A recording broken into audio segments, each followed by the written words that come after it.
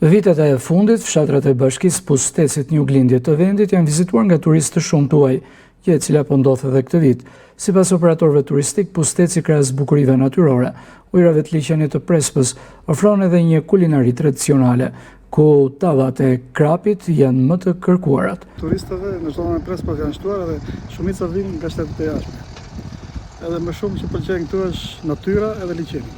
Turistët janë shtuar me një numër të shumtë nga vitet e tjera, edhe ato shumica janë nga Gjermania, nga Zvicra, po na vinë nga Serbia, kemi nga Kroacia, nga Slovenia.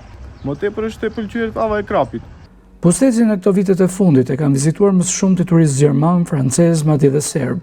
Ata tregojnë se Prespa ofron shumë për syrin e tyre, sidomos parku kombëtar i saj. Sapo erdhëm në Prespë, erdhëm nga jugu. Tani po shihem pamjen këtu, është shumë bukur. Njerëzit mikpritës nuk e prisja këtë gjë. Çmimet shumë të favorshme. Vi nga Gjermania, është hera e parë në Shqipëri. Natyra këtu është fantastike, parku kombëtar magji.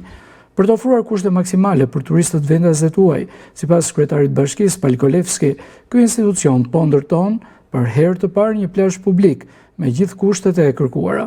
Këtu ndodhemi në pjesën e Zaroshkës, ku ka filluar punimi për rehabilitimin e një plazhi publik për herë të parë në Bashkinë e Pustecit.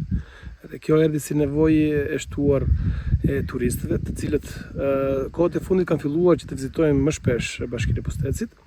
Dhe ne e menduam, duke bërë një projekt të tillë, do të shtojmë vlerat e kësaj zone edhe bërja këtij plazhi do të shtojë edhe mundësitë për turistët të kenë mundësi që të rrinë të shtojë ditët e qëndrimit të çdo njeriu që ose çdo turistit i cili viziton Bashkinë e Pustecit.